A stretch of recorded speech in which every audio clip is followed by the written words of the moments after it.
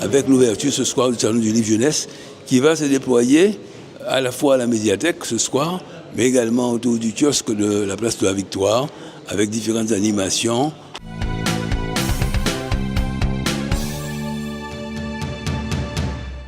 La ville a toujours eu dans ses bibliothèques fonds jeunesse. Elle l'a fait revivre récemment, depuis donc, quelques années, 2-3 années, dans sa médiathèque.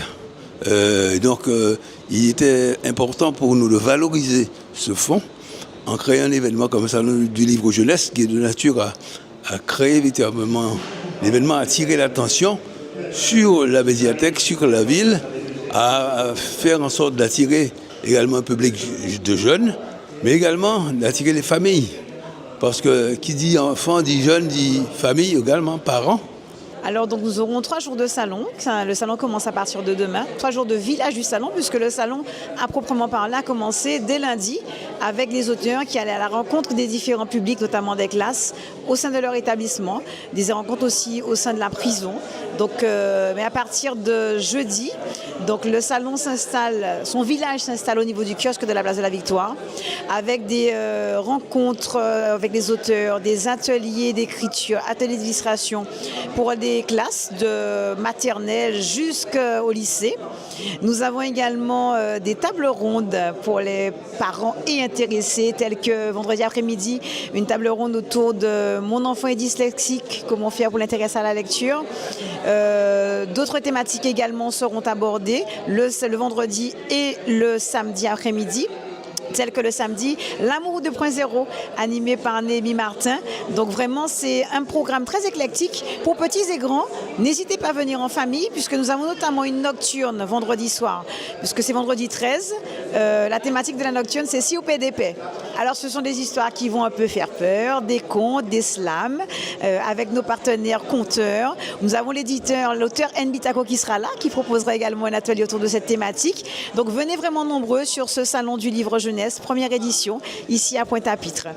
Et aussi, pas sur le salon, mais dans la programmation du salon, nous avons une très très belle exposition dont on aura le vernissage tout à l'heure, là, sur les livres animés proposés par un de nos auteurs, Monsieur Caudron Nicolas. Vraiment, c'est une exposition qui vaut le détour. Voilà. Oui, alors il s'agit de mon premier roman publié aux éditions Orphi, dans lequel on va suivre les péripéties d'une jeune de 15 ans qui découvre dès le début du roman qu'on lui cache des choses. Elle vit avec sa grand-mère et sa grand-mère apparemment ne lui dit pas tout.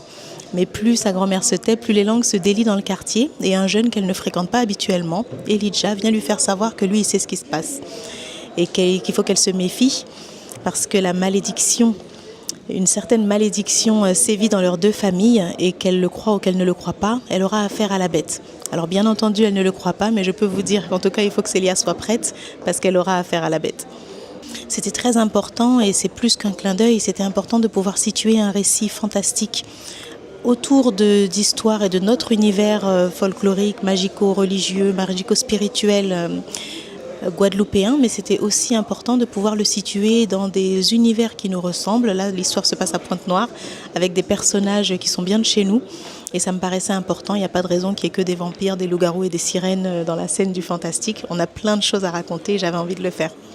Pour tout cela, donc, c'est important que nous soyons au rendez-vous, en quelque sorte, de ce Salon du Livre Jeunesse, comme d'ailleurs nous l'avons été hier en soutenant fortement le prix littéraire fait qu'Anne-Marie Condé et son jury jeunes, écoliers, notamment collégiens et lycéens, qui ont participé justement, ont contribué à décerner le prix jeunesse du prix littéraire Marie Condé. Donc nous sommes dans la continuité au fond de notre investissement en direction des jeunes publics, avec ce fonds jeune, avec ce soutien au prix littéraire dont j'ai parlé tout à l'heure, et aussi avec l'ouverture ce soir du Salon du Livre Jeunesse qui va se déployer à la fois à la médiathèque ce soir, mais également autour du kiosque de la place de la Victoire, avec différentes animations, avec une offre, bien sûr, dont le contenu sera prioritairement destiné aux jeunes.